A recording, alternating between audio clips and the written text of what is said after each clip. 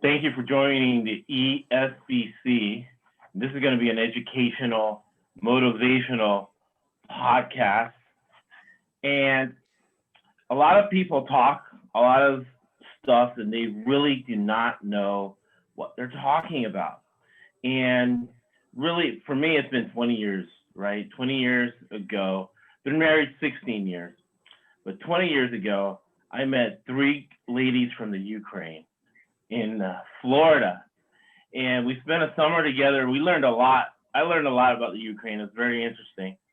And fast forward to 2016, we learned that Paul Manafort, he was the campaign manager for our current president, Donald Trump. We didn't know what was going on at the time, but when you read the Mueller report, he was sending campaign updates to an oligarch from the Ukraine, right? And then I get a call from my family and friends in Florida. They're saying, wow, all these oligarchs from the Ukraine are buying real estate here in Florida. And then from there, we learn a lot of intrigue about the oligarchs in the Ukraine. And from there, we learned that Giuliani's in the Ukraine, and then the ambassador, there's people trying to shoot her in the Ukraine. And at the end, right at the end of the election, right? Let's say the last month of the last, October, the last week of the election, we learn about Hunter Biden, right? He's on the board of Burisma in the Ukraine. And you wonder, your mind wonders, right? How is it like in the Ukraine? Wouldn't it be cool to meet somebody from the Ukraine and they can tell, just a normal person, right? Maybe not knows a lot about politics, just a normal person, and how's the Ukraine like, and how just normal people get around in the Ukraine. And doing business in LinkedIn, I met Olga. So thank you so much for joining us today, Olga. Hi, George. Thank you for inviting me. I'm very excited to be today's guest.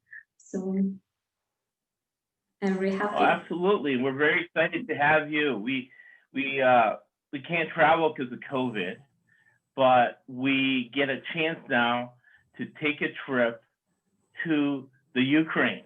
So thank you so much for that, being our tour guide on our vacation to the Ukraine. Yeah, my pleasure.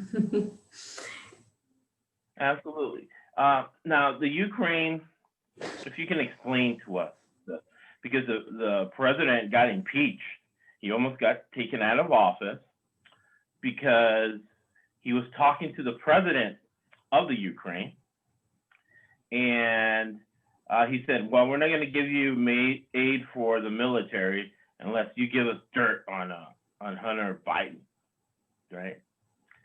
And the Ukraine was in the news again, as far as that's concerned. However, what's been your experience in the Ukraine? Because you're a very successful businesswoman in the Ukraine, and I'm sure it's not easy to get to the level that you're at. Okay, yeah, so actually, I was born in Ukraine, and the name of my hometown is Kharkiv.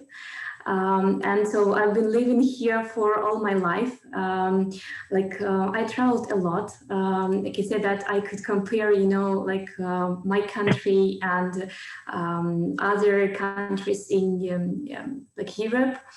Or now we can see the map. So this that's fantastic. Actually, yeah. So if you just go a bit, 1 second. So you know that the capital of Ukraine is Kiev. Yeah. So it's right. If you go up, yeah. So you may see it. Yeah, a bit above. Yeah. So right. Yeah. So you're almost here. Yeah. It's to the left. Okay.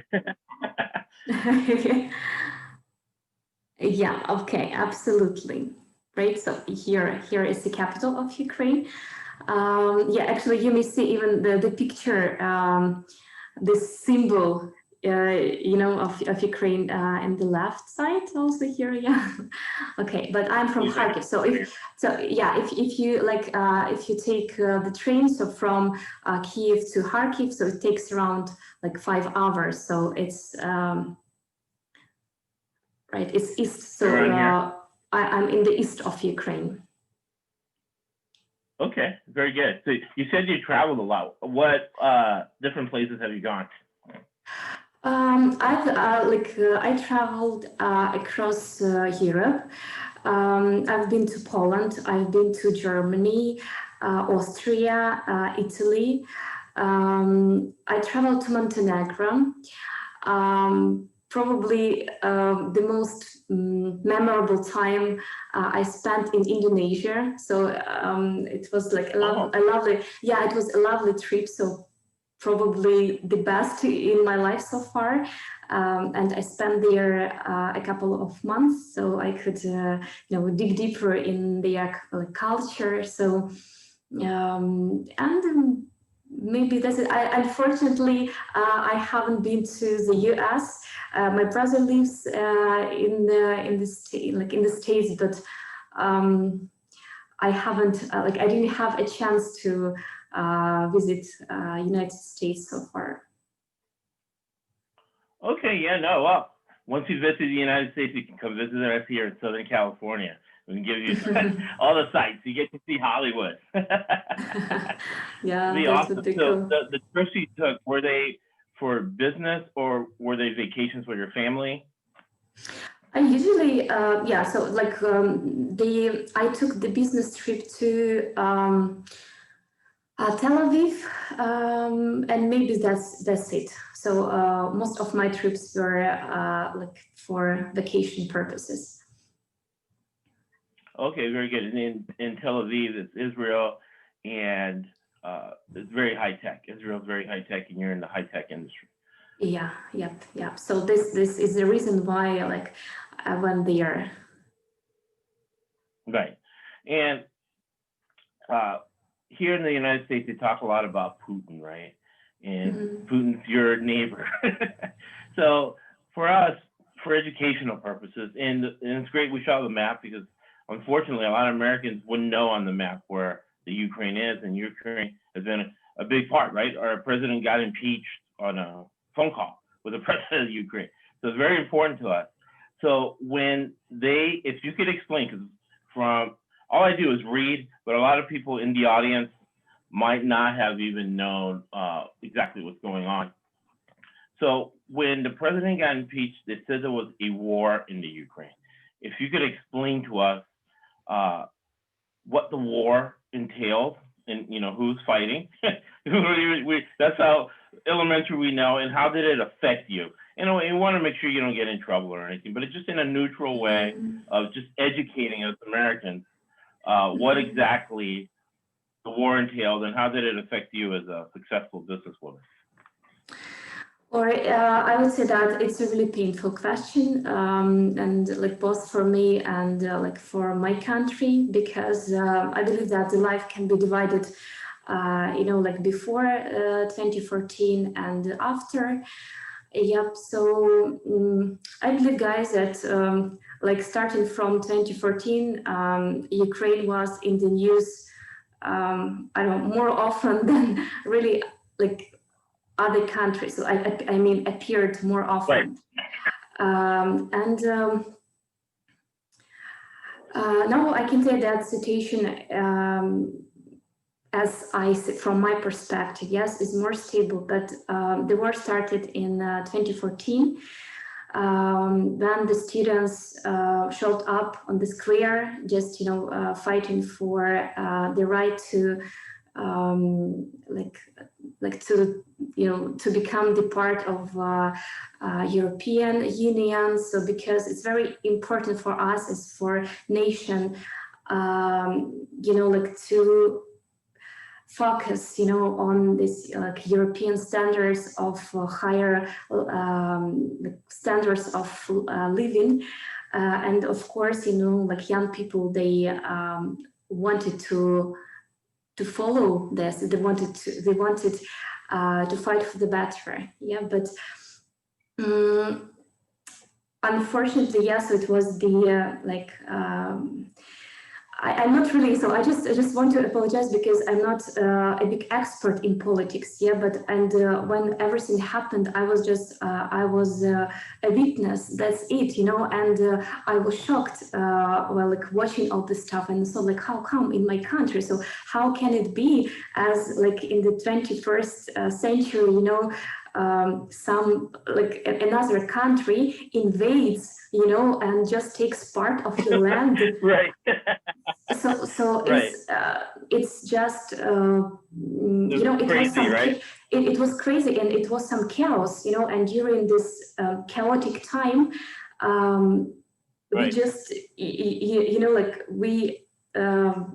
we couldn't do anything, by the way, it was some feeling of hopeless. You just some person comes and just take the part of your country. So the feeling is awful, to tell the truth. And of course, people couldn't just be calm, and let it go in this way. Of course, they protested, yeah, and of course, this really painful question with the Crimea Peninsula, yeah, that now is a part of Russia. And I really, as a usual and ordinary person, I still cannot understand, how in the 21st century, the part of Ukraine could become part of Russia. It's I don't know, during all my life, I'm living in the independent country, so I'm not from the USSR. My parents from the USSR. That's why, for me, as I consider myself as a millennium, yeah, as a younger generation, and it's crazy, really. It's still, I remember this time when I was watching news, and I think, is everything happening in my country, really? So all this chaos, all this, the attacks, attacks, yeah, and some fires, lots of noise everywhere, lots of killers who worked, nobody knows on whose side. I don't really think that someone can tell you what exactly happened, because what we saw from our TV sets and what happened in real life, maybe it's absolutely different thing. Yeah, but the fact is that now we don't have a part of the country, and we're still fighting for two regions. Yeah, so it's painful. It's a big tragedy. Okay. No, that's great insight. And that's going to give a lot of insight to a lot of people, and even people in the government that are listening to the podcast that really don't have an education and insight that you just gave. Thank you so much for that. That's amazing. Yeah. And I learned something from that as well. Yeah, and pulling back a little bit from it. Go ahead. I just wanted to add that, there are lots of articles, there are lots of different resources, that people just can access and read more, because maybe I'm not, a good person to explain exactly from the political side, because I can share my emotions, and feelings, what ordinary people felt. Right. And for us, it's more important. Yeah, because we can get the political side from another person, but you can't get the human side, right? You can't get the feeling from an average business person, like everybody. We're just trying to get ahead in life and have a good day and provide for our families. And you give the human side, the emotional side, which is something we can't get anywhere else. So that's why this is such a great podcast. We give people information and emotion that they cannot get anywhere else in the world. So this is a phenomenal podcast. To take a step back, I'll go one serious and one lighter, right? We'll do the lighter and then we'll go the serious one, right? So the lighter question is our president, right? President Trump. I think he's been married 3 times. and each time he married Eastern European women, right? Mhm. And he says that he says that Eastern European women, right, are superior to, let's say, American women. So why would he say something like that? Or I don't really know what it just it just the legend, yeah, or rumor has it, yeah, that European women and especially Ukrainian women are considered to be the most beautiful in the world. Yeah, so I just I think that maybe I sound not really modest, but rumor has it, yeah. Maybe he knows something. Maybe he decided just to check gossip, you know, and what people say, and maybe just that's why he married European women, just to check, you know, this theory. Right. Well, you know, he wanted to raise his children because there's an intellectual side too, right? Ukrainian women in Eastern Europe in general. Now, most countries that come from the old USSR, like your parents and let's say Cuba, where my family is from, the educational system have been proven to be superior to the American. So how was the educational system in Ukraine? How was your educational experience coming up? Yeah, the question is also very interesting. Yeah, thank you for this. I think that our education, as my parents say, as like based on my experience, yeah, that the education in the USSR was much stronger and like I mean higher quality. And now I believe that we lack you know, like good university. I mean, maybe not universities, but good programs, you know, and all this testing system. For example, when I was a student, I came across the you know, this testing system. So I had to just memorize, you know, I had to guess. So there is the correct answer. And I doubt that it's a good system. I think that we used to have, you know, the exams when a tutor talks to a student, when they have a conversation, when a tutor can ask additional questions just to check the knowledge of the students, yeah, of students in the university. So Right. I think that the quality of education is not that good as it was before, but now as you know, this in at the time of digital transformation, universities and schools, you know, they use more like, and also, so everything is based on my experience. You know, maybe some people can judge me and say that it's not true, but it's just what I saw. Yeah, that Right. Your experience. Yeah, there are like more and more like programs that they can take. For example, they have more opportunities to take internship, for example, to I don't know, to go like to take some courses.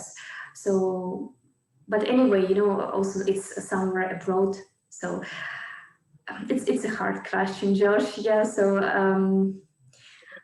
I No, but you answered it. No, you answered it beautifully, and it gives us insight as we continue on our trip, our vacation to the Ukraine.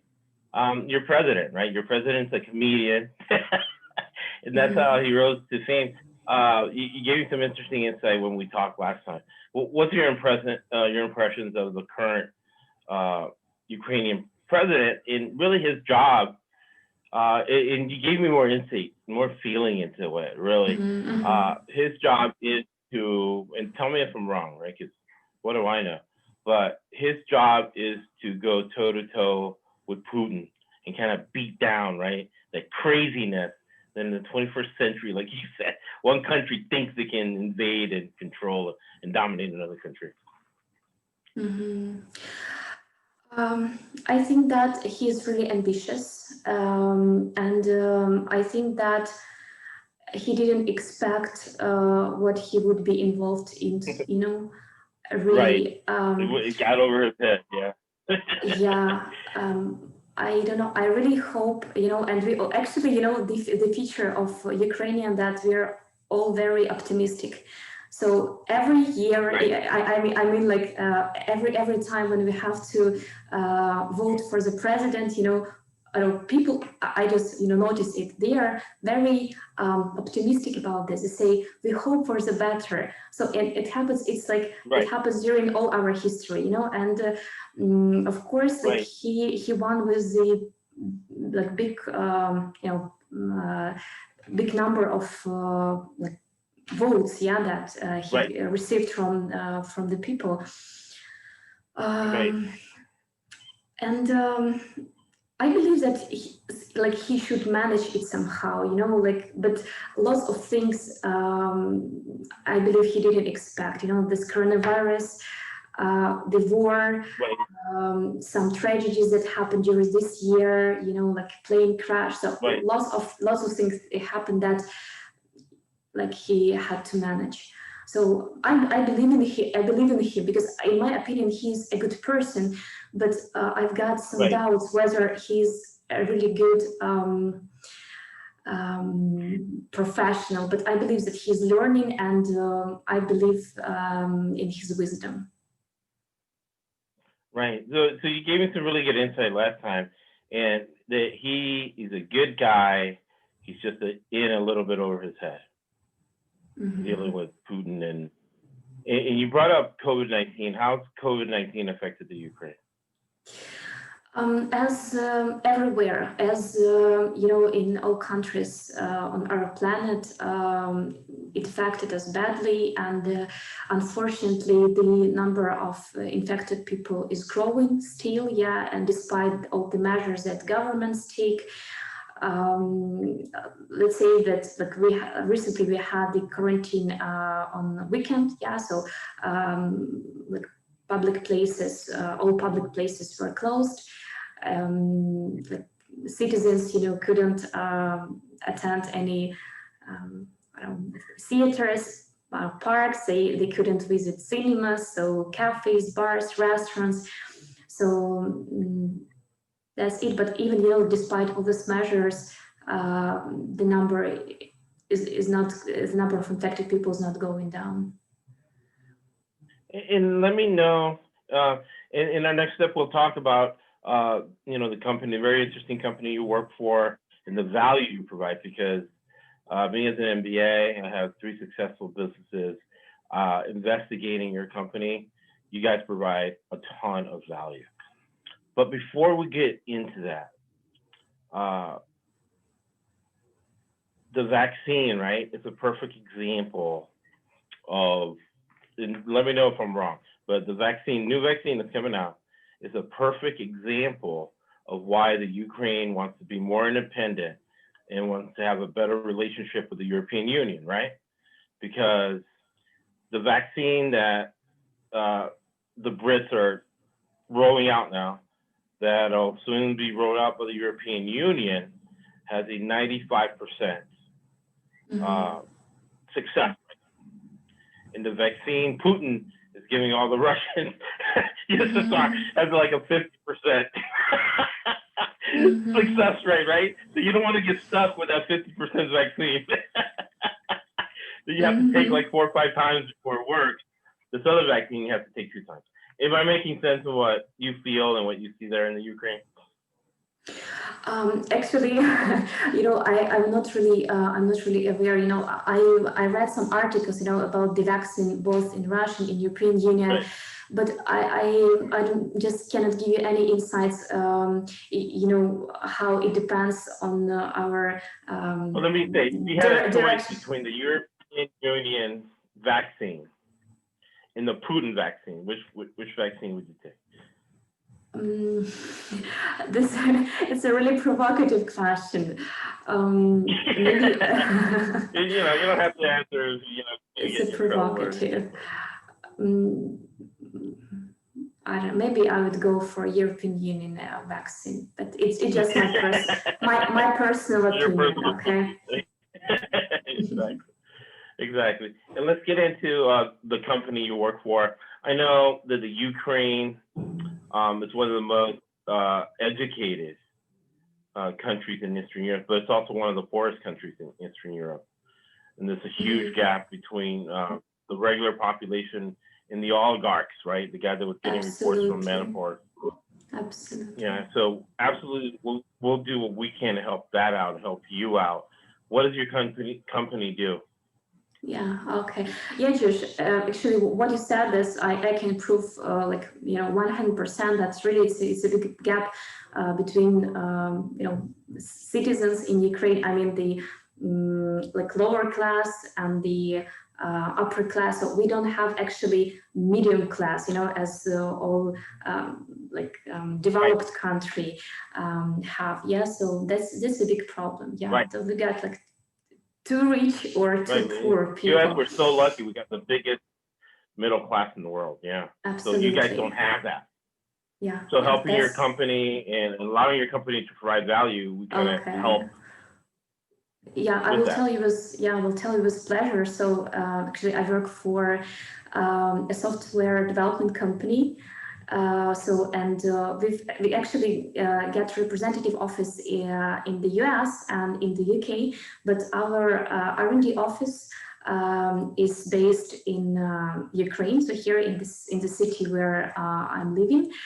And actually, the business is simple. The concept of the business is simple because also it's like heritage from the USSR that we've got lots of great technical universities, and we have a big access to the access to a wide market of IT specialists, and they are really high quality specialists. And as you know, that as you said before, that we're not really like a rich country, so that's why the standard of living is lower than in the US, and the same is for the salaries that these people get, and we provide, so we can form teams of tech experts. So it's not only software developers, also like quality assurance specialists, like the data scientists and so on and so forth, designers, so on and so forth. But so they are cool experts. But our customers from America, from Canada, from also Europe, they can hire them for lower cost than they can find the same experts locally. And with this COVID-19 situation, I believe that it's like a win-win opportunity, because now like there are no offices anymore in the world. Yeah, so everybody works remotely. So what's the difference, like to work with good specialists, in America, or the same good specialists in Ukraine, but pay less. So, and no, it's like it's one of our direction. And the second is, so we provide outsourcing services. So like we've got expertise in fintech, financial services, trading, e-commerce, ad tech, med tech. So actually that's it. So if a customer comes up to us with some idea and says like, I would like to build some app, so we're always ready to help. And so probably that's it from Absolutely. me. No, we're gonna have to talk to you, because listening to you now kind of popped in, because I do want to add Bitcoin capabilities to my website. So that's something you guys could help with, right? Yeah, right. So that's true. Absolutely. Yeah, and very impressed, right? Because you lived in the Ukraine your whole life, right? And you've traveled around the world, but you haven't been to the US. But your English is spectacular. Congratulations, Olga. Thank you so much.